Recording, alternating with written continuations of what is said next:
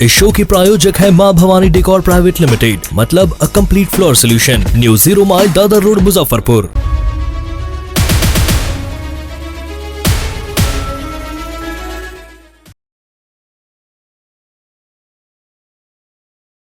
SK banquet hall, central bank के सामने, main road, Maripur, Muzaffarpur का एकमात्र बैंक्वेट हॉल है जहां आप बर्थडे पार्टी से लेकर शादी विवाह तक का कर सकते हैं आयोजन। 2500 स्क्वायर फीट का 3 बड़ा हॉल। एसके बैंक्वेट हॉल में seminar, wedding ceremony, kitty party या बर्थडे पार्टी के साथ अन्य आयोजन को किया जा सकता है। 24 घंटे बिजली पानी के अलावे पार्किंग और लिफ्ट की सुविधा है उपलब्ध। फुल्ली एयर कंडीशन इस बैंक्वेट हॉल में 1, 2 नहीं 18 बाथरूम और कई कमरे हैं उपलब्ध। बेहतरीन लाइट से सुसज्जित एसके बैंक्वेट हॉल बुक करने के लिए आज ही संपर्क करें 7005576759 8259954791। Basement parking, first floor hall, second floor hall, third floor room, fourth floor hall. Area wise एक फ्लोर का एरिया 2500 स्क्वायर फीट है। फर्स्ट फ्लोर का, सेकेंड फ्लोर का भी सेम है, थर्ड फ्लोर का भी सेम है, फोर्थ फ्लोर का भी सेम है। इस मैरिज के लिए सबसे अच्छा है क्योंकि बड़ा एरिया, आप चाहे तो 1000 आदमी का भी पार्टी इसमें कर सकते हैं, 500 का भी कर सकते हैं, 200-100 का भी करना हो, कोई बर्थडे करना हो, कोई भी पार्टी करना हो तो आप इसमें आराम से कर सकते हैं क्योंकि 3 हॉल है एक साथ में। तो आप बड़ा। इस शो की प्रायोजक है मां भवानी डेकोर प्राइवेट लिमिटेड, मतलब a complete floor solution, new 0 mile Dadar road, Muzaffarpur. नमस्कार, आप देख रहे हैं 10 न्यूज और मैं हूं आपके साथ सानिया। खबरों की शुरुआत करने से पहले आइए एक नजर डालते हैं उन खबरों पर जो बनी है आज की सुर्खियां।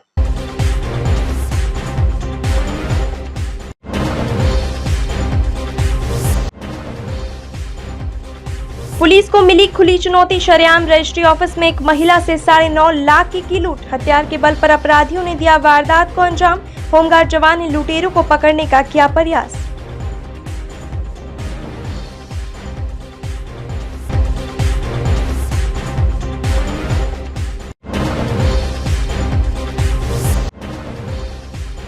चार मंजिला इमारत से कूदकर एक महिला ने दे दी जान, वहीं एक आभूषण कारोबारी ने पोखर में छलांग लगाकर जीवन लीला कर ली समाप्त। घटना के बाद से दोनों के परिवार में मच गया है कोहराम।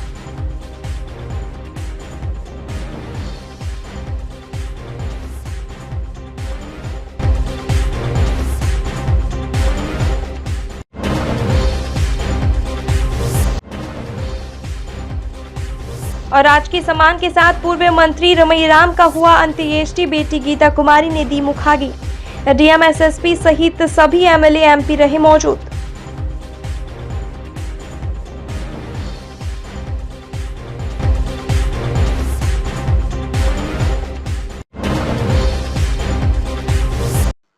तो ये थी आज की सुर्खियां और अब खबरें विस्तार से। मुजफ्फरपुर पुलिस को खुली चुनौती देते हुए अपराधियों ने दिन दहाड़े रजिस्ट्री ऑफिस में एक महिला से 9,30,000 रुपए लूट लिए। घटना में 3 लुटेरे शामिल थे। पिस्तौल के बल पर वारदात को अंजाम दिया गया। महिला के हाथ से रुपए से भरा थैला छीनने के बाद अपराधी मोती झील की तरफ भाग निकले। एक लुटेरे को होमगार्ड जवान ने पकड़ने की कोशिश भी की, लेकिन उसने जवान को धक्का मारकर भाग निकला। घटना की सूचना पर टाउन थाना की पुलिस मौके पर पहुंची। पीड़िता से इस संबंध में जानकारी ली गई। महिला रुखसाना खातून ने बताया कि तीनों लुटेरों को वह पहचानती है, उन्हीं के मोहल्ले के रहने वाले हैं। उन्होंने बताया कि घटना में मोहम्मद नसीम, राजन गुप्ता और मोहम्मद आमिर शामिल है। नसीम और आमिर अहियापुर के बड़ा जगन्नाथ और चक हसन बखरी और राजन गुप्ता बालूघाट का रहने वाला है। पीड़िता के बयान पर पुलिस तीनों आरोपियों की गिरफ्तारी के लिए छापेमारी शुरू कर दी है। रुखसाना ने बताया कि वे और उनके पति मोहम्मद इस्लाम 15 धूर जमीन मोहम्मद इफ्तिखार को रजिस्ट्री करने आए थे। रुपए लेने के बाद इकरार करने रेस्टोरेंट के पास जाने वाले थे, तभी तीनों आरोपी बाइक से आए, रुखसाना को बुलाया। वह जैसे जैसे ही उन तीनों के पास गई, एक ने कमर के पास पिस्टल सटा दिया, दूसरे ने हाथ से रुपए वाला थैला छीन लिया। उसके बाद भागने लगे। पीड़िता ने शोर मचाया और आसपास के लोग भी पकड़ने के लिए दौड़े। इस दौरान एक लुटेरे को होमगार्ड जवान ने पकड़ने की कोशिश की, लेकिन वह धक्का देकर भाग निकला। थानेदार ओम प्रकाश ने कहा कि लुटेरों की पहचान तो हो ही गई है, जल्द ही पकड़ लिए जाएंगे। जैसे यहाँ पर हम जमीन रजिस्ट्री करने आए हुए हैं तो हमको 9,30,000 रुपया ही दिए और यहीं पे लिए हुए थे और वो आया, पिस्टन भिराया और बोला कि पैसा हमको दीजिए। उसके बाद हम कुछ नहीं बोले। जब ले लिया, जब चलने लगा तो हम हल्ला किया, तो जब तक दौड़ भाग करे जब तक वो चला गया। गाड़ी से 3 आदमी था। अब पुलिस बहुत दूर तक रगेदी है लेकिन नहीं पकड़ा है। हाँ, यहाँ पे आया हुआ था बगल से, पिस्टन आ रहा है बगल से। हम नहीं कुछ बोल पाए कि कहीं बोलेंगे तो मार देगा। कितना पैसा था? 9,30,000। कौन दिया था पैसा आपको? मोहम्मद इफ्तिखार। कितना जमीन बेची? 15 दूर। 15 दूर। कहाँ पे? बड़ा जगन्नाथ में। बड़ा जगन्नाथ में। तो कौन लोग था, पहचान रही है तीनों को? हाँ, तीनों को पहचानते हैं। कौन कौन है? एक तो मोहम्मद नसीम है। कहाँ का? बड़ा जगन्नाथ का। अच्छा। राजन गुप्ता है बालू घाट के।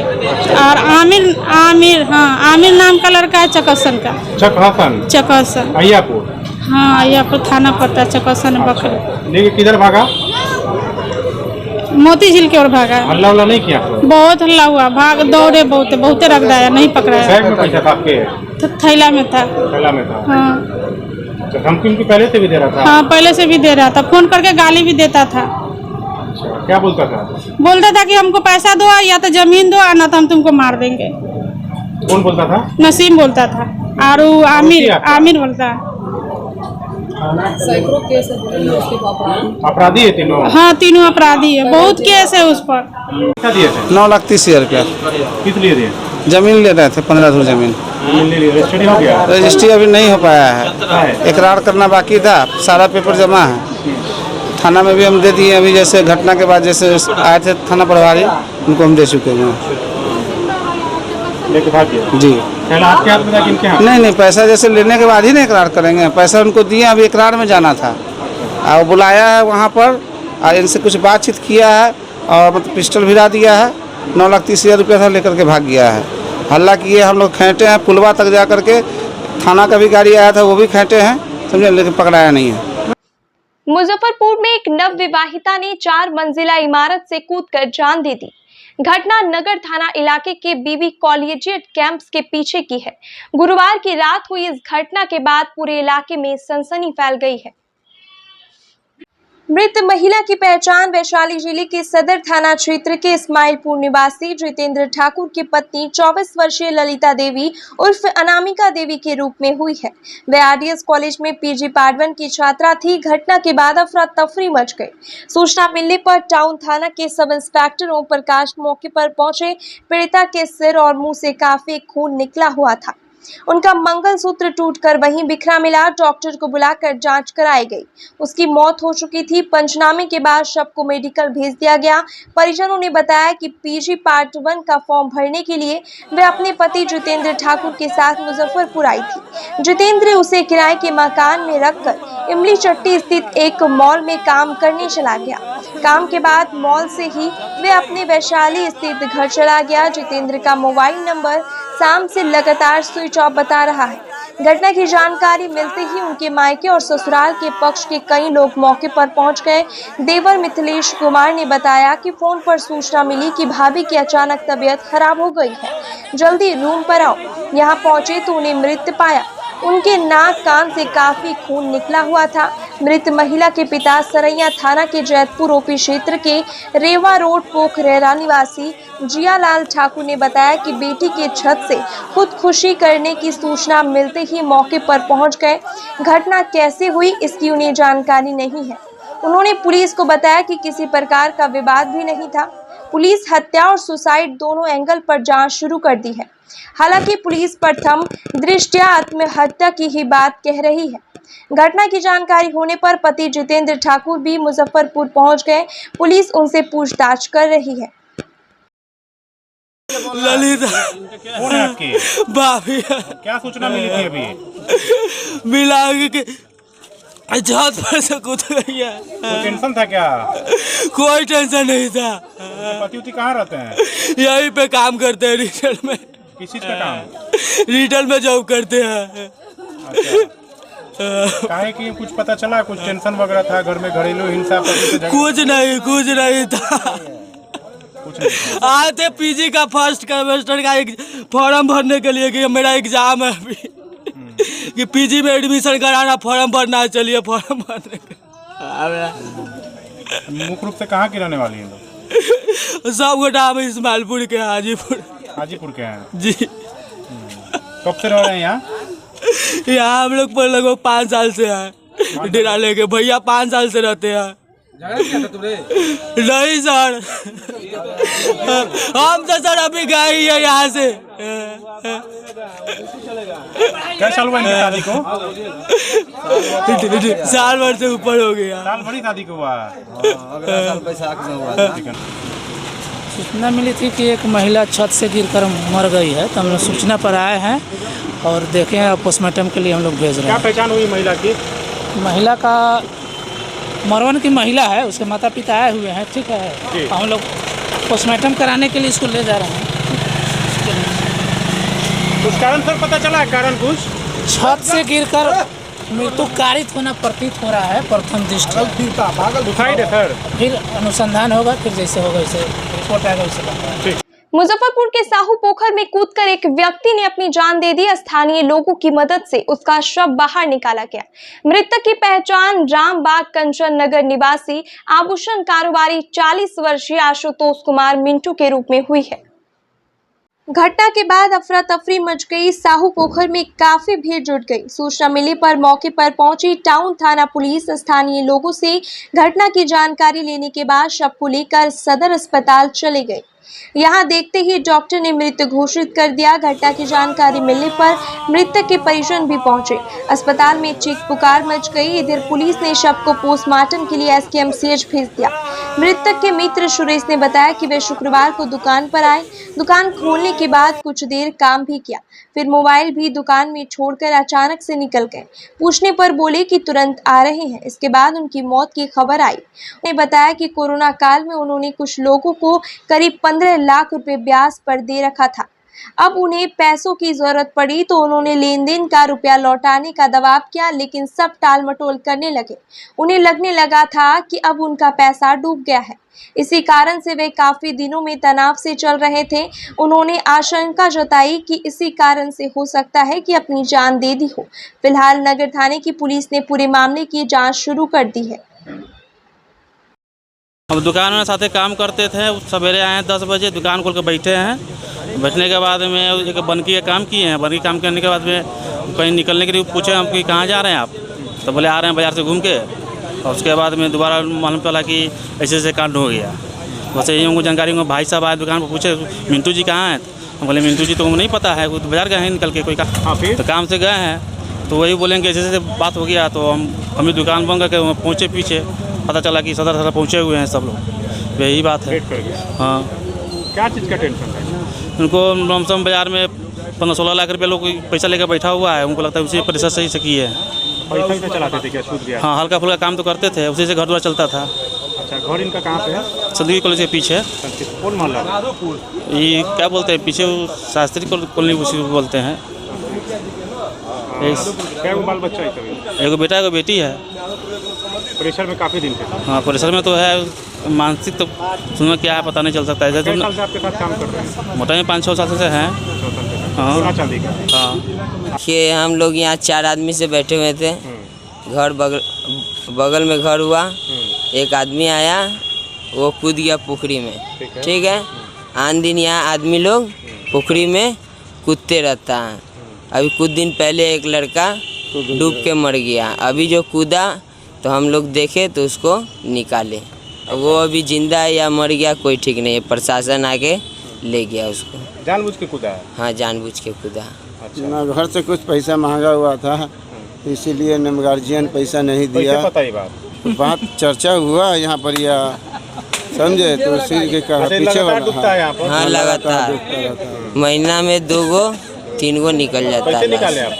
हम लोग कूद के निकाले। कूद के निकाले हम लोग। क्या नाम है आपका? उसके कारण हम भी लोग अभी डूब जाते हैं। उसको गए निकालने, वो पकड़ लिया दे यहाँ, तो हम भी सब डूब जाते हैं। सूचना मिली थी कि साहू पोखर में एक आदमी जो है ना कूद गया है, तो हम लोग सूचना के आधार पर जो है साहू पोखर गए। साहू पोखर में जो देखे कि वहाँ का स्थानीय लोग जो है उनको जो है पोखर से निकालने के बाद जो है उस समय तो जीवित था। हम अपने गाड़ी पर जो है लोड करके उसको जो है सदर हॉस्पिटल ले आए। सदर हॉस्पिटल में डॉक्टर द्वारा जो है चेक किया गया। चेक के दौरान जो है चिकित्सक के द्वारा बताया गया कि ये मृत हो गया है। मृतक का क्या नाम पता चला? मृतक का अभी तक तो नाम पता ज्ञात नहीं हुआ है। उनका परिजन जो है पहुंच गए हैं। आगे पोस्टमार्टम के लिए? हाँ, आगे पोस्टमार्टम के लिए जो है भेजा जाएगा। कारण पता चल पाया क्या है किया है? नहीं, अभी तक तो इसका कोई कारण पता नहीं चला है।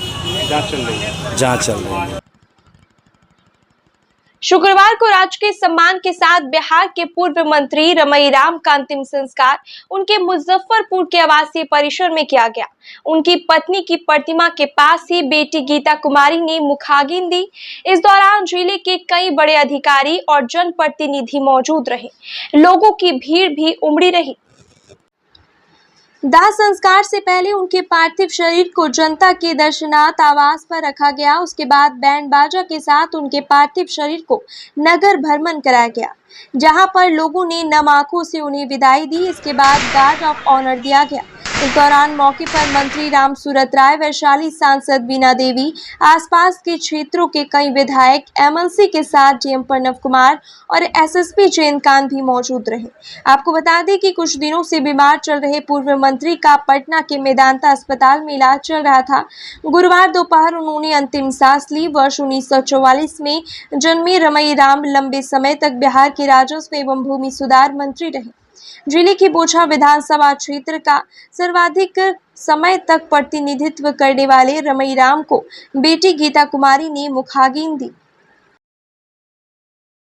देखिए, रमईराम जी के स्वर्गवासी होने से एक युग का अंत हो गया है और मेरा मानना है कि ये जीवंत आदमी थे और इनकी राजनीतिक पकड़ इतनी थी कि ये अभी का शहर और मुजफ्फरपुर खासकर एक समझिए कि एक तरह का शून्य हो गया हुआ है।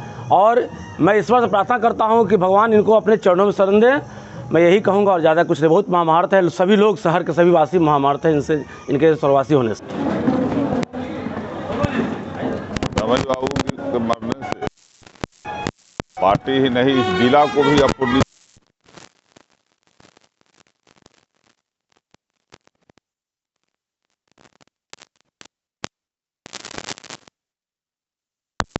राष्ट्रीय अध्यक्ष जी इनको लक्ष्मीनिया भाई कहते थे और लगता है कि इनके मौत की खबर से राष्ट्रीय अध्यक्ष जी को भी काफ़ी सदमा पहुंचा होगा। दिवंगत पूर्व मुख्यमंत्री के श्रद्धांजलि कार्यक्रम में राजकीय सम्मान के साथ में उनको अंतिम विदाई दी गई। इस पल पे यहाँ के स्थानीय लोगों ने और सभी ने इकट्ठा होकर के उनके कार्यों को याद किया है। ये सम्मान के साथ अंतिम संस्कार के लिए कहा गया, बताएं सर। बिहार सरकार के और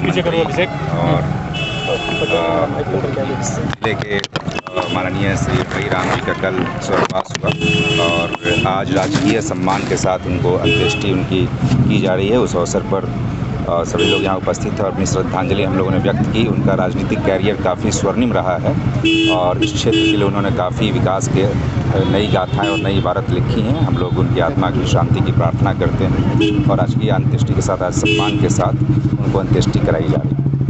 मेरे पिताजी अपने युग के विश्व पिता में है। मेरे पिताजी हीरो है, हम लोगों के रीढ़ की हड्डी है। आपके पिता आपके राजनीतिक गुरु भी है कि खालीपन जो है वो करीब भर पाएंगे? बहुत नहीं, कभी नहीं भर पाएंगे। उनके राजनीतिक विरासत को कैसे हम आगे बढ़ाएंगे? उनके आशीर्वाद से बढ़ाएंगे, उनके सूझबूझ से जो सिखा के गए हैं उस आधार पर बढ़ाएंगे।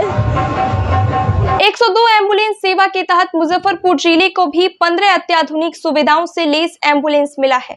इससे मरीजों को इलाज के लिए अस्पताल पहुंचने के दौरान बेहतर सुविधा मिल सकेगा।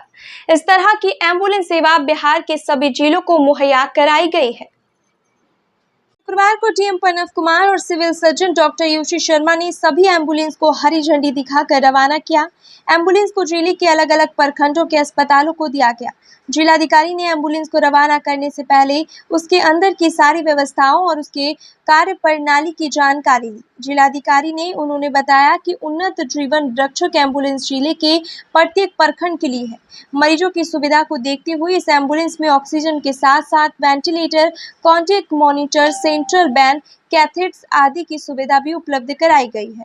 उन्होंने कहा कि राज्य स्वास्थ्य समिति के द्वारा एम्बुलेंस उपलब्ध कराई गई है। इन एम्बुलेंस से शहरी और ग्रामीण क्षेत्रों के मरीजों को बेहतर स्वास्थ्य सुविधा मिल सकेगी। आपको बता दें कि सभी एम्बुलेंस में ऑक्सीजन सिलेंडर के साथ साथ आईसीयू जैसी सुविधाएं दी गई है। ये एम्बुलेंस घर से अस्पताल पहुंचने के दौरान मरीजों की जान बचाने में मदद करेंगी। बिहार सरकार ने ये कदम कोरोना काल के दौरान हुए एम्बुलेंस की कमी को देखकर उठाया है।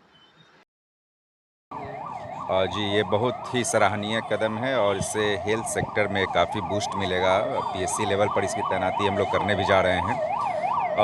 एडवांस लाइफ सपोर्ट एम्बुलेंस के पहले ज़िले में एक था, 15 और आ गए हैं, तो ये बहुत बड़ी उपलब्धि है। और इसमें आपको मैं बता दूं कि पोर्टेबल वेंटिलेटर और जितने भी इमरजेंसी टाइप के सिचुएशन वाली सारा चीज़ उसको कंट्रोल किया जा सकता है। और जो भी हमको हायर सेंटर पर यदि ले जाना है या पंचायत से ब्लॉक पीएससी पर लाना है या ब्लॉक पीएससी ज़िले पर लाना है या इसके बाद भी यदि हमें अन्य रेफरल की आवश्यकता है तो एडवांस लाइफ सपोर्ट एम्बुलेंस की काफ़ी ज़्यादा आवश्यकता होती है। तो ये जो एक गैप था उसको फिल किया गया और काफ़ी ये खुशी की बात है कि इस ज़िले को 15 ऐसे एडवांस लाइफ सपोर्ट एम्बुलेंस उपलब्ध हो गए हैं। विभिन्न समस्याओं को लेकर छात्र संगठनों ने शुक्रवार को बिहार विश्वविद्यालय के कुलपति आवास के बाहर जमकर प्रदर्शन किया। छात्रों का आरोप है कि अपने 2.5 साल के कार्यकाल में कुलपति महोदय 2.5 घंटे भी कार्यालय में नहीं बैठे। प्रदर्शन में शामिल छात्र हिंदुस्तानी आवाम मोर्चा के प्रदेश अध्यक्ष संकेत मिश्रा ने कहा कि कुलपति महोदय पिछले कई महीनों से बीमार है। ऐसे स्थिति में वैकल्पिक व्यवस्था होनी चाहिए। कुलपति पर गंभीर आरोप लगाते हुए छात्र नेताओं ने कहा कि जिस विभाग का खजाना भरा हुआ है सिर्फ उसी विभाग का काम तेजी से होता है। कॉमर्स और मैनेजमेंट डिपार्टमेंट को इकोनॉमिक्स विभाग में शिफ्ट करने का भी छात्रों ने विरोध किया। छात्रों का ये भी आरोप है कि जिन शिक्षकों का अभी पीएचडी नहीं हुआ है वे पीजी परीक्षा के कॉपी भी जांच कर रहे हैं। छात्र नेता संकेत मिश्रा ने कहा कि अगर वीसी साहब छात्रों की समस्याओं को नहीं सुनेंगे तो कुलपति आवास के बाहर ताला मार दिया जाएगा।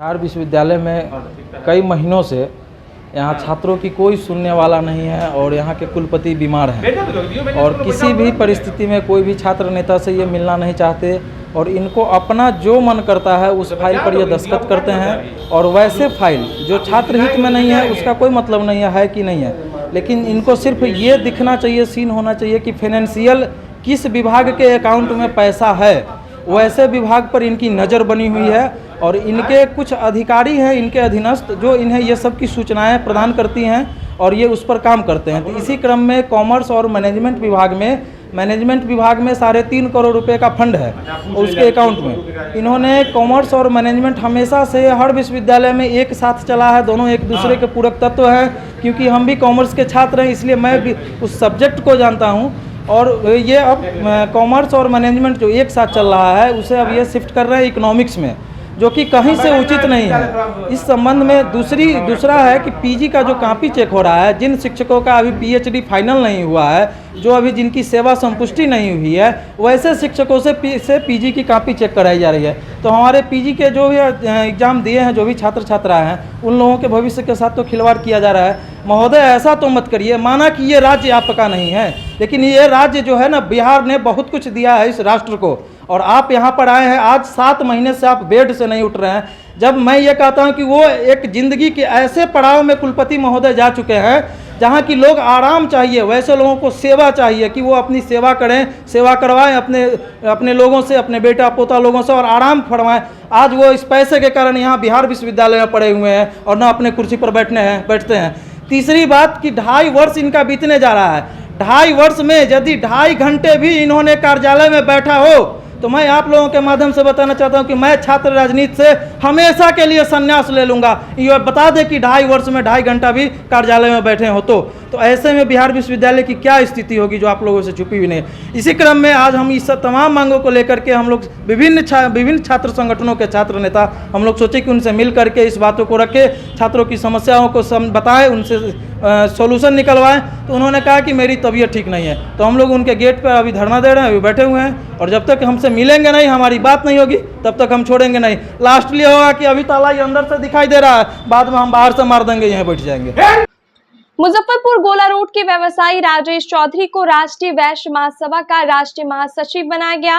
रामचंद्र पूर्वे ने उन्हें मनोनयन पत्र सौंपा। इस दौरान महासभा के राष्ट्रीय अध्यक्ष विजेंद्र चौधरी, प्रदेश अध्यक्ष समीर महासेठ, राजद नेता आलोक मेहता, आजाद गांधी भाजपा एमएलसी तरुण चौधरी, युवा प्रदेश अध्यक्ष पीके चौधरी सहित कई अन्य नेता मौजूद थे।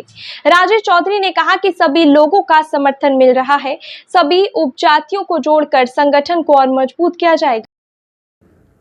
हमारे बड़े भाई साहब का था वही उसी सोच को आगे ले जाएंगे हम लोग। राष्ट्रीय वैश्य महासभा में 56 उपजाति होते हैं, तो 56 उपजाति को जोड़ने का काम करेंगे हम लोग। किस चीज़ का दायित्व मिला, किस पोस्ट का? राष्ट्रीय महासचिव।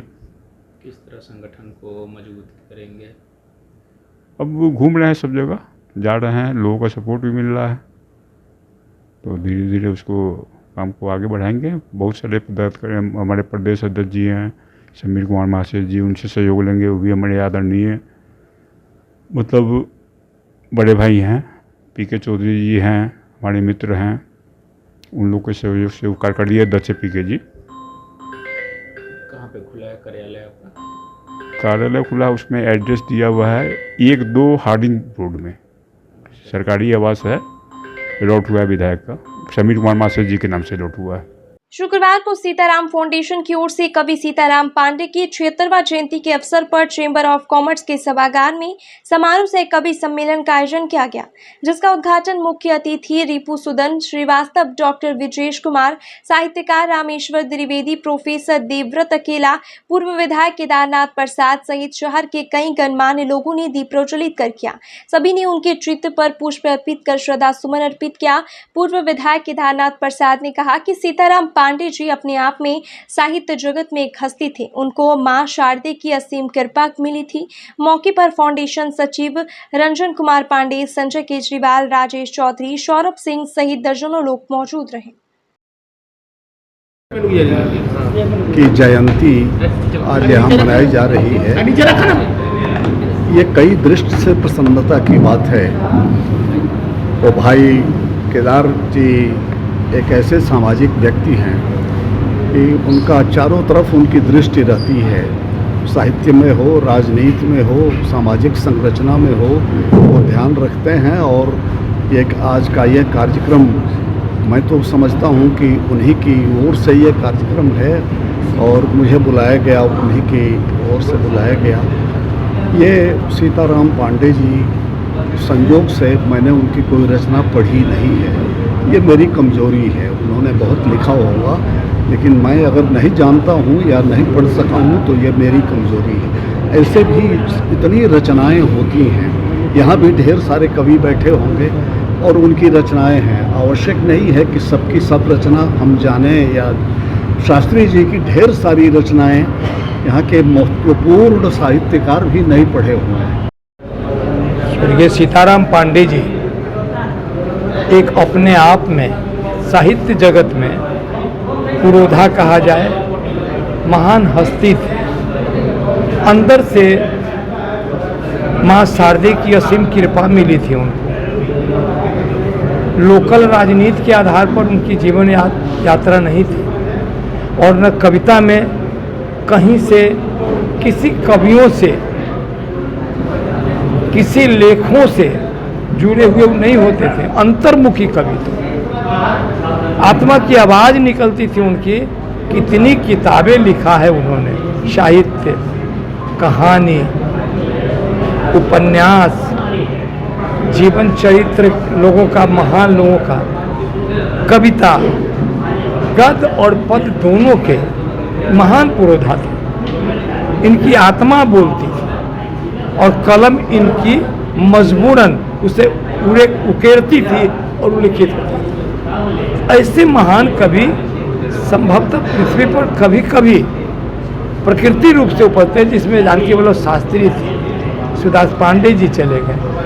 हम समझते हैं कि ऐसे लोगों की बुलाहट भी तुरंत हो जाती है और ये लोग अपने कीर्ति को छोड़कर चले जाते हैं। ये किसी के मोहताज नहीं थे कि कोई हमें सम्मानित करे, किसी से गौरवान्वित होना ही नहीं चाहते थे। ये गौरव थे और साहित्य जगत को गौरवान्वित कर करके विरासत को छोड़ करके गए। पता नहीं हमारी उनकी संपर्क लगभग 1990 से समझ लीजिए 10, 20, 30, 32 साल से ये साहित्यिक संबंध मेरा उनका रहा और मैं उनका छोटे भाई की तरह बहुत मानते थे। मेरे यहाँ जितने कवि सम्मेलन के कार्यक्रम हुए हैं, रजिस्टर पड़ा हुआ है सबूत में, सीताराम पांडे उनके हस्ताक्षर होती थी और वो पहुँचते थे। मुजफ्फरपुर के मोतीपुर बाजार स्थित रामदेव मार्केट के राजलक्ष्मी साड़ी शोरूम में गुरुवार की रात आग लगने से साड़ियां और दूसरे कपड़े धू कर जल गए। सूचना मिलने पे पहुंची फायर ब्रिगेड की 2 गाड़ियों ने काफी मशक्कत के बाद आग पर काबू पाया। शोरूम के संचालक राम अयोध्या पंडित के मुताबिक 75 लाख का नुकसान हुआ है। उन्होंने कहा कि बिजली के शॉर्ट सर्किट से दुकान में आग लगी। घटना के बाद से पीड़ित परिवार काफी सदमे में है। 9 साढ़े 9 के बीच का है। शॉर्ट सर्किट से आग लगा, हम लोग यहाँ थे नहीं। गाँव में जब सूचना मिला दूसरे द्वारा तो हम लोग यहाँ आए, जब देखे लगभग कितने के नुकसान है? लगभग 75 लाख का नुकसान है इसमें। ये आग पर काबू कैसे पाया जा सका? ये 2 दमकल आई थी, पूरे दमकल आके उसको ताला तोड़ कर बुझाया गया। लगभग कितने बजे की घटना है? ये 9 से साढ़े 9 बजे। और कल कितने में दुकान आप लोग बंद कर दिए? कल दुकान मेरी खुली ही नहीं थी, कल दुकानें बंद थी। देखिए हम लोग यहाँ पर मौजूद हैं, मोतीपुर रामदेव मार्केट में कपड़ा दुकान है फर्स्ट में, जिसमें उसमें 8:30 के करीब में उसमें आग लग गई। अब आग के कारण क्या है उसको पता नहीं चला। तो फायर विभाग को सूचना दिए तो बहुत जल्द से जल्द आया, तो आग को काबू में लिया गया, नहीं तो करोड़ों का संपत्ति नष्ट हो जाता है। बिहार सरकार ने 10 IAS अधिकारियों को प्रमोशन दिया है। वहीं एक IAS अधिकारी का तबादला किया है, जबकि 2 अधिकारियों को अतिरिक्त प्रभार सौंपा है। सामान्य प्रशासन विभाग ने इसकी अधिसूचना भी जारी कर दी है। 2017 बैच को अधिकारी विवेक रंजन मैत्री का तबादला अगले आदेश तक निर्देशक हस्तकरघा एवं रेशम निर्देशालय उद्योग विभाग पटना किया गया है।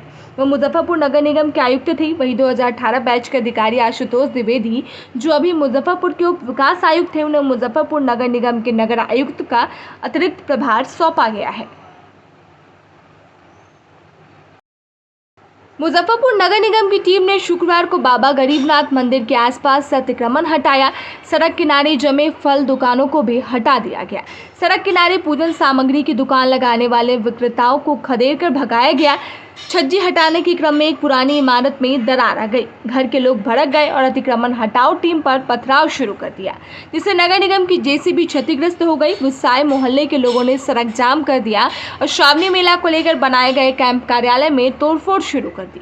मौके पर पहुंचे नगर विधायक विजेंद्र चौधरी और पूर्व पार्षद राजकुमार राजू ने मोहल्ले वासियों को शांत कराया। शांति समिति के सदस्यों के साथ पहुंचे एसडीओ पूर्वी ज्ञान प्रकाश ने कहा कि कांवरिया रूट पर लगातार अतिक्रमण हटाओ अभियान चलाया जा रहा है, जिससे लोगों में थोड़ा आक्रोश था, जिसे शांत करा लिया गया है।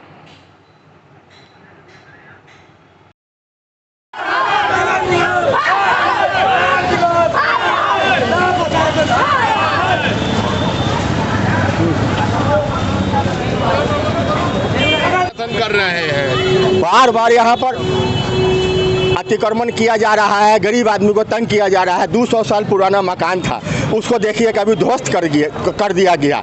हम लोग को खाना पीना पर आफत पड़ा हुआ है, किसी दिन दुकान खोलने में नहीं बनता है। अभी आगे 200 साल पुराना मकान था, हम लोग बच्चे से देख रहे हैं उस मकान को, उस मकान को पूरा ध्वस्त कर दिया गया है। आगे देखा जाए, इसका उचित न्याय किया जाए। बुलडोजर लेके गरीब स्थान मंदिर की तरफ आ रहा है। सब आदमी अपना जो रोड पे फुटपाथ पे दुकानदार, पहले से कोई नोटिस नहीं, एक बार आया, सब अपने रोड पर जो दुकानदार लगाए हुए थे जी, कोई माइकिंग नहीं, कोई सूचना नहीं। दुकान फुटपाथ पर जो दुकान लगाए हुए थे वो अपना समेट कर चले गए। वो बुलडोजर के साथ और एक और गाड़ी था आया और बिना कहे हुए जिसका दुकान का हुआ आगे का पूरा झाड़ दिया। और देखिए मेरे मकान के भी सामने का पूरा हिस्सा झाड़ दिया है। विरोध किया। अगर लीगल है ठीक है, चाहे अनलीगल है तो सूचना दो, नोटिस दो, नापी करो। अगर लीगल है ठीक है और अनलीगल है तो उसको तोड़ो, अनलीगल नहीं तो फिर बिना सूचना दिए हुए कैसा हुआ ये काम? हाँ, विरोध किया गया, पूरा मोहल्ला वासी विरोध किए हैं। अब पूरा मोहल्ला वासी इसका गवाह है। तो कुछ समस्या आई थी, उसको समाधान हम लोग कर लिए हैं। ठीक है, शांतिपूर्ण से दोनों जो हम लोग का गंगा जमुनी तहजीबी संस्कृत है उसका अनुपालन के दोनों धर्म जो है पूरा श्रद्धा रहा है शुरू से आज तक, और वही श्रद्धा बरकरार रहेगी। थोड़ा बहुत जो समस्या आया था उसका समाधान समाप्त। मुजफ्फरपुर के ब्रह्मपुरा मेन रोड स्थित बथुआ नर्सिंग होम में वर्ष 2018 में स्थापित विजया मेट्रो IVF निसंतानों के लिए वरदान साबित हो रहा है। यहाँ की डॉक्टर अनुराधा भारद्वाज बताती हैं कि गरीबों के लिए नर्सिंग होम 24 घंटे खुले हैं। IVF इलाज के जरिए बुधवार 13 जुलाई को एक 42 वर्षीय महिला ने स्वस्थ बच्चे को जन्म दिया। बच्चे के जन्म के बाद पति पत्नी काफ़ी खुश है। डॉक्टर अनुराधा की टीम में डॉक्टर रूही, यास्मीन और डॉक्टर सलीम भी शामिल हैं। डॉक्टर रूही ने कहा कि गांव की एक महिला की बातें झकझोर कर रख दिया। उसके बाद हम लोगों ने यह फैसला लिया कि जो इलाज दिल्ली मुंबई में होता है वो यहाँ क्यों नहीं हो सकता, और टीम के प्रयास से सफलता मिलनी शुरू हो गई है। 90% तक सफल इलाज यहाँ हो रहा है। उन्होंने कहा कि महिलाओं की सूनी गोद भरने से काफ़ी सुकून मिल रहा है। वहीं टीम के डॉक्टर सलीम ने कहा कि निसंतान दंपतियों की चिंता करने की अब कोई ज़रूरत नहीं है। बहुत ही कम खर्चे में यहाँ सफल इलाज हो रहा है। ऐसे लोगों को अब इधर उधर भटकने की ज़रूरत नहीं है। हमारे यहाँ अब निसंतानता का भी पूर्ण इलाज होता है। ये निसंतानता IVF जो लैब है इसका हमारे यहाँ 2018 में इसका सब कुछ स्थापना कर दिया गया था। फिर हम लोग लगे अभी हमारी जो IVF की टीम है उनकी मदद से हम लोग अभी कल 13 तारीख को एक पेशेंट है जिनका सफल उससे इलाज हुआ। उनका दोनों नली बंद था और उनकी उम्र करीबन 40-42 साल थी और उन्हें IVF से उन्होंने एक बच्चे को जन्म दिया। वैसे मरीज जिनका दोनों नली बंद है, जिनके पति का शुक्राणु कम है या जिनका अंडाणु शुक्राणु जिन कपल का दोनों ही नहीं है, तो ये सब के वैसे पेशेंट भी अब माँ बन सकते हैं। उसका इलाज का संपूर्ण इलाज हमारे यहाँ होता है। ऐसे पहले से IUI और ये सब की सुविधाएं तो हमारे यहाँ थी, बट IVF का अभी हमारा ये पहला मरीज है जो कल डिलीवर किया है। तो हम ये संदेश दे रहा है कि कल ऐसा नहीं कि जिनको पैसा है पैसा नहीं है, गरीब से गरीब मरीज जो हमारा अभी मरीज सब है। अभी एक और पेशेंट है जो चाय वाला है, एक पेशेंट है जिसको कुछ भी नहीं है, वो गिरवी रख के 90,000 रुपये में 80,000 रुपये में हमारे यहाँ IVF कराए हैं। और अभी मतलब भगवान की कृपा से उन सबको भी अभी जुड़वा बच्चा होने वाला है। कुछ 3 महीने का है, कुछ 5 महीने का है, ऐसे अभी चल रहा है। तो खासकर जो गरीब मरीज हैं उनके लिए कि ये नहीं सोचे कि हाँ पैसा नहीं है तो बच्चा नहीं हो सकता है। नहीं पैसा है तो आए, इलाज कराएं, और किसी भी तरह किसी भी लेवल पे अगर प्रॉब्लम है बच्चा होने में तो उसको ठीक किया जाएगा और उसको हम लोग पूरी कोशिश करेंगे कि उसको और खासकर मतलब ऊपर वाले का सहयोग कि उसको एक बच्चा हो। हम लोग को कहाँ से प्रोत्साहन मिला कि हम जब पेशेंट देखते थे तो पेशेंट हमसे आके बोलती थी कि मैडम मेरे पास बच्चा नहीं है, इसलिए गांव में क्या करते हैं लोग मुझे देखकर खिड़की दरवाजे सब बंद कर देते हैं, मुझे बाज कर बुलाते हैं। तो ये बहुत अंदर से मुझे झकझोर दिया। तब मुझे लगा कि नहीं, उस दिन मैंने प्रण लिया कि किसी का गोद सुना नहीं छोड़ना है। तो बस ऊपर वाले की दया है और उस दया की वजह से हम लोग बहुत अच्छा सक्सेस रेट दे रहे हैं। 90% तक सक्सेस रेट हम लोग का जा रहा है। और जो कहाँ से घूम कर आ रही हैं लोग, पेशेंट लोग उत्तर प्रदेश से, दिल्ली से, और उन लोगों को मतलब एक 60 इयर्स की उम्र में भी वो लोग माँ बन के अपने बच्चे को दूध पिला रही है। इससे बड़ी खुशी और कुछ नहीं है। और सबसे अच्छा लगता है कि जब पूरा परिवार, उसका ससुराल का भी, उसका मैके का भी, सब आकर मिल के हम लोग को आशीर्वाद देता है, दुआएं देता है। तो ये बहुत अच्छा जॉब है हम लोग के लिए और बहुत खुशी मिलती है दूसरे का को। लोग दिल्ली, बम्बई, कलकत्ता और इवन पटना जा रहे हैं, वो सुविधा आपके शहर, आपके घर पे मौजूद है और वहाँ से इकोनॉमिकल कॉस्ट वाइज भी बहुत सस्ता है यहाँ IVF होता है। लगातार मिल रही शिकायतों के बाद मुजफ्फरपुर के मोतीपुर चिकित्सा प्रभारी डॉक्टर संदीप कुमार ने शुक्रवार को कई नर्सिंग होम पर छापेमारी कर हड़कंप मचा दिया। छापेमारी के दौरान कई क्लिनिक को छोड़ कर्मचारी फरार हो गए तो कईयों ने शटर गिरा लिया। मोतीपुर के नर्सिंग होम में अवैध रूप से गर्भपात और DNC बंध्याकरण कराए जाने की शिकायत मिल रही थी।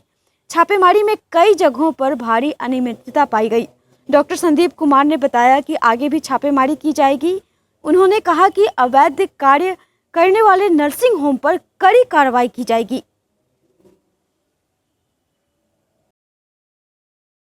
हम आशा लोग के साथ जो मीटिंग किए थे उससे ये हमको आउटपुट मिला था कि यहाँ मोतीपुर क्षेत्र में कुछ ऐसे अवैध नर्सिंग होम हैं, कुछ कोई लोग प्रैक्टिस कर रहे हैं जो निजी कुछ लोग के मिली भगत से प्रसव और DNC बाध्याकरण कर रहे थे। तो इनपुट हमको आशा से मिला था, उसी आधार पे आज हम सारे हॉस्पिटल को घूम के देखे हैं। कुछ जगह पे ऐसी घटनाएं मिली हैं, उनको चेतावनी दिए हैं, अगर वो नहीं सुधरते हैं तो आगे कानूनन कार्रवाई की जाएगी। कौन से क्लिनिक पर लगभग छापामारी पड़ा? बहुत सारे क्लिनिक पे किया गया है। इसमें के इस संदर्भ में कोई कार्रवाई होने की संभावना अभी तक? अभी उनको चेतावनी हम दिए हैं, इसके आगे अगर इस तरह की घटनाएं वो काम जारी रखते हैं तो उस पर निश्चित रूप से विधिवत कार्रवाई की जाएगी। कितने अस्पताल संचालकों को कारण बताओ नोटिस जारी किया गया? इससे पहले भी बहुत सारे जितने भी अस्पताल संचालक थे उनको कारण बताओ नोटिस दी जा चुकी है। कुछ लोग उसका जवाब दिए थे, अभी तक कुछ लोग का आउटपुट नहीं आया। सावन महीने में पढ़ने वाले सभी सोमवार को शहरी क्षेत्र के सरकारी और गैर सरकारी स्कूल बंद रहेंगे, जिसे लेकर DM प्रणव कुमार ने गुरुवार को इसकी अधिसूचना जारी कर दी है। अधिसूचना में 18 जुलाई, 25 जुलाई, 1 अगस्त और 8 अगस्त को सभी सरकारी और प्राइवेट स्कूल में शैक्षिक गतिविधियां नहीं करने की बात कही गई है। DM प्रणव कुमार ने बताया कि सोमवार को शहर के कुछ मार्गों को श्रावणी मेला के कारण बंद कर दिया गया है, जिससे छात्र छात्राओं को परेशानी हो सकती थी, जिसे लेकर सोमवार के दिन सरकारी और गैर सरकारी दोनों विद्यालयों को बंद करने का आदेश जारी किया गया है। नॉर्मली इस ज़िले में जो श्रावण की सोमवारी होती है उस दिन काफ़ी भीड़ होती है और चूँकि जो मंदिर है वो बिल्कुल शहर के बीचों बीच अवस्थित है, तो शहरी क्षेत्र के विद्यालयों को सोमवार के दिन बंद करने का आदेश निर्गत किया गया ताकि बच्चों को आने जाने में असुविधा न हो। NGT के आदेश पर 1 जुलाई से सिंगल यूज प्लास्टिक का उपयोग मुजफ्फरपुर सहित देश भर में पूरी तौर पर प्रतिबंधित कर दिया गया है। इस आदेश को सतही स्तर पर अमली जामा पहनाने को लेकर जिला प्रशासन की ओर से छापेमारी तक की गई। यहां तक कि सिंगल यूज प्लास्टिक का उपयोग करने वाले दुकानदारों पर 5,000 का जुर्माना भी ठोका गया था। NGT के रिपोर्ट के मुताबिक सिंगल यूज प्लास्टिक पर्यावरण को दूषित करने का महत्वपूर्ण कारक है। इस कारण ही इसके उपयोग पर रोक लगाए गए हैं। यहां तक कि इस अभियान को बल देने के लिए जिला प्रशासन की ओर से मुजफ्फरपुर को प्लास्टिक मुक्त बनाना है, हमने यह ठाना है का नारा देकर दुकानदारों के बीच झोला का वितरण भी किया गया। दूसरी ओर शुक्रवार को स्थानीय DN हाई स्कूल परिसर में जिला प्रशासन की ओर से आयोजित बैठक में सिंगल यूज प्लास्टिक का उपयोग होना जिला प्रशासन के दोहरे मापदंड को कटघरे में खड़ा करता है। इस बैठक में जिलाधिकारी प्रणव कुमार, वरीय पुलिस कप्तान जयंत कांत समेत अधिकांश पदाधिकारी उपस्थित थे। अधिकारियों को प्लास्टिक के ग्लास में है पेयजल दिया गया और तमाम पदाधिकारियों ने बगैर हिचक सिंगल यूज प्लास्टिक का उपयोग किया। तो सवाल उठता है कि एक ओर दुकानदारों पर जुर्माना लगाए जा रहे हैं, दूसरी ओर अधिकारीगण खुद सिंगल यूज प्लास्टिक का उपयोग कर पर्यावरण को दूषित करने में सहभागी बन रहे हैं।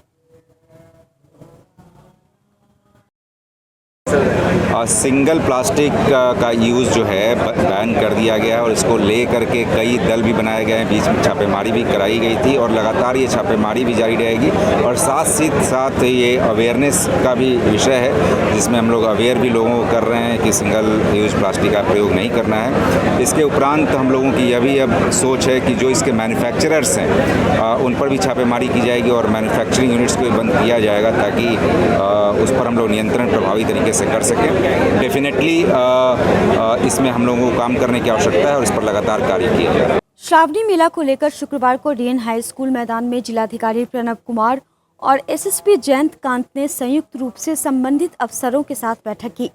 बैठक में विधि व्यवस्था, श्रद्धालुओं को अपेक्षित सुविधा एवं आवश्यक तैयारियों की समीक्षा की गई। डीएम प्रणव कुमार ने कहा कि 2 वर्षों के अंतराल के बाद इस वर्ष श्रावणी मेला का आयोजन किया जा रहा है। उन्होंने कहा कि श्रद्धालुओं की भीड़ अत्यधिक रहेगी, जिसे लेकर खतरनाक नदी घाटों पर विशेष प्रशासनिक व्यवस्था करने का निर्देश दिया गया है। सुविधाओं की जानकारी नियंत्रण कक्ष के माध्यम से दी जाएगी। साथ ही ठहराव स्थलों पर महिलाओं के वस्त्र परिवर्तन के लिए कक्ष का निर्माण कार्य, शौचालयों का निर्माण, श्रद्धालुओं के लिए चिकित्सकीय व्यवस्था के लिए मेडिकल टीम का गठन भी किया जा चुका है।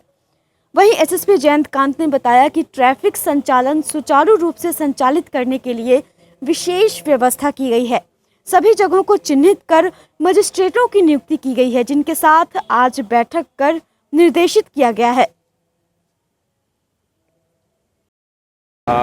जो श्रावणी मेला है उसमें उसके लिए ब्रीफिंग हुई है। यहाँ पे पहले सोमवार के लिए जो जल चढ़ाने के लिए आते हैं मुजफ्फरपुर में बाबा गरीबनाथ मंदिर में, उसके लिए जो संबंधित मजिस्ट्रेट और पुलिस ऑफिसर्स लगाए गए हैं उनके डेपुटेशन के लिए, उनके कर्तव्यों के लिए ब्रीफिंग की गई है। उनको बताया गया, उनको कहा है इसका पुनः निरीक्षण किया जाएगा और इसका मूल कोशिश यही है कि जो प्रथम सोमवार को जल चढ़ाने वाला कार्यक्रम है वो पूरी सुविधाजनक लोगों से हो, आने वाले श्रद्धालुओं को किसी तरह की परेशानी ना हो। आज सभी आप लोग जान रहे हैं कि श्रावण मास की शुरुआत हो चुकी है और 17 तारीख को हम लोग यहाँ मुजफ्फरपुर में इसी स्थल पर इसका उद्घाटन भी करेंगे। कांवड़िया श्रद्धालुओं की सुविधा के लिए पूरी तरह से प्रशासन कटिबद्ध है और इसको लेकर सारी सुनिश्चित व्यवस्थाएं करा दी गई हैं।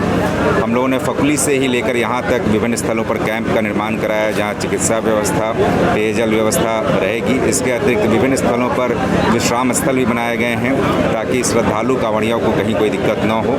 इसके अतिरिक्त इस पूरे जो काफ़ी बड़ी संख्या में लोग आते हैं तो उनको नियंत्रित करने के लिए और बेहतर प्रबंधन करने के लिए काफ़ी बड़ी संख्या में मजिस्ट्रेट और फोर्स की भी प्रतिनियुक्ति की गई है, जिनका ज्वाइंट ब्रीफिंग हम लोगों के द्वारा किया गया है ताकि श्रद्धालु कांवड़ियों को मार्ग में किसी तरह की दिक्कत न हो और यहाँ भी अच्छे तरीके से प्रबंधित तरीके से आकर के वे जल का अर्पण कर सकें। और हम लोग मुजफ्फरपुर जिला प्रशासन पूरी तरह से आश्वस्त करता है कि किन्हीं भी कांवड़ियों को किसी प्रकार की असुविधा नहीं होने दी जाए। उज्जैन की तर्ज पर महाकाल सेवा दल के द्वारा बाबा गरीबनाथ की पालकी यात्रा मुजफ्फरपुर शहर से भी निकलेगी। सावन माह के पहले सोमवारी से यह पालकी शहर के अलग अलग मंदिरों से निकलेगी, जिसमें बाजे गाजे एवं भक्ति गीतों की गूंज रहेंगी। महाकाल की नगरी उज्जैन के बाद मुजफ्फरपुर दूसरा शहर होगा जहां यह विशाल आयोजन किया जा रहा है। शुक्रवार को महाकाल सेवा दल के प्रेस वार्ता में अध्यक्ष आकाश ने बताया कि महाकाल सेवा दल आयोजित कार्यक्रम की तैयारी कर रहा है।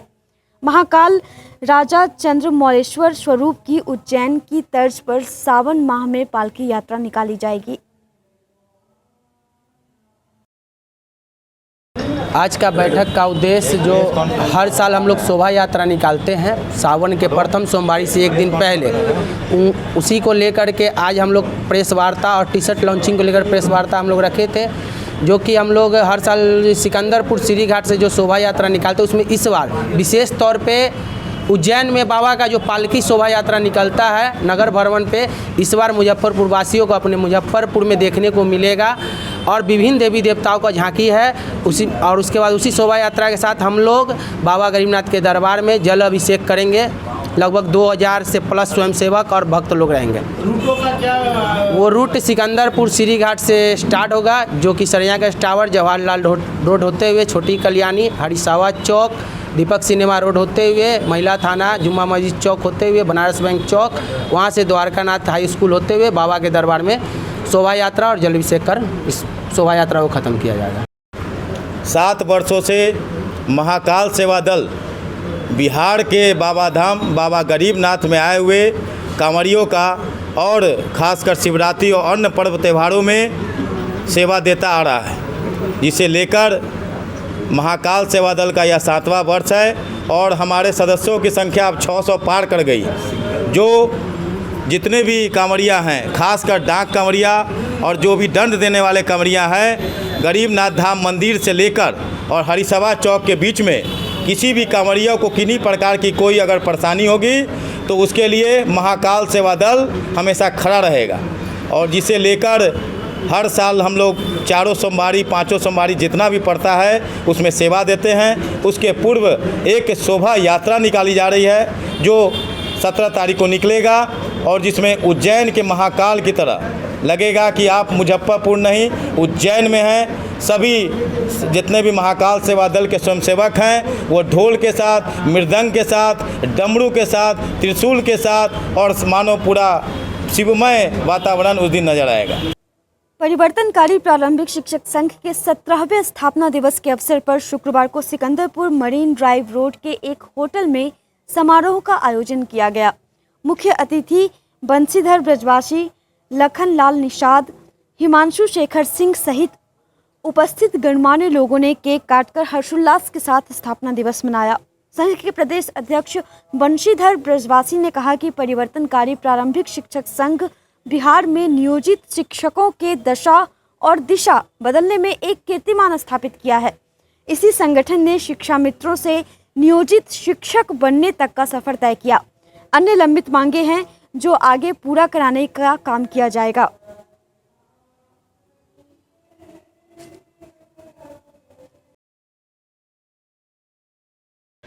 आज परिवर्तनकारी प्रारंभिक शिक्षक संघ का 17वां स्थापना दिवस है और स्थापना दिवस समारोह का आयोजन किया गया है। परिवर्तनकारी प्रारंभिक शिक्षक संघ बिहार में नियोजित शिक्षकों के दशा और दिशा को बदलने में एक कीर्तिमान स्थापित किया। इसी संगठन ने शिक्षा मित्रों से नियोजित शिक्षक बनने तक के सफ़र को तय किया। इसी के मार्गदर्शन में, इसी की अगुवाई में बिहार में नियोजित शिक्षकों को वेतनमान मिला, ईपीएफ का लाभ मिला, बहुत सारे लाभ दिलाए। और यह संगठन परिवर्तनकारी जैसा इसका नाम है, यह पूरे बिहार में शिक्षकों के दशा और दिशा में परिवर्तन लाने का काम किया है। और आज इस संगठन का 17वां स्थापना दिवस है। इसको आज हर्षोल्लास के साथ हमारे सभी साथी मना रहे हैं और यह कामना करते हुए कि हमारा संगठन जो अन्य लंबित मांगे हैं उसको पूरा कराने में यह निश्चित रूप से सफल होगा। और हमारे जितने भी साथी यहाँ पर जुटे हैं, हम एक दूसरे को और जोड़ने का काम करेंगे और इस संगठन को भारत में हम एक विशाल संगठन के रूप में ले जाने का प्रयास करेंगे। इसका संकल्प लेने के लिए सभी साथी यहाँ पर जुटे हैं। आज की खबरों में बस इतना ही। कल फिर मिलेंगे कुछ नई खबरों के साथ। तब तक के लिए डैन न्यूज़ परिवार को दीजिए इजाजत। नमस्कार। इस शो की प्रायोजक है मां भवानी डेकोर प्राइवेट लिमिटेड, मतलब a complete floor solution, new 0 mile Dadar road, Muzaffarpur.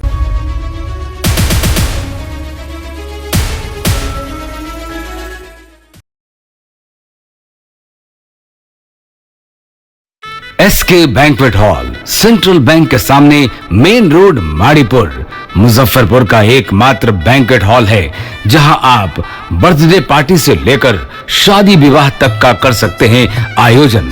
2500 square feet का 3 बड़ा हॉल।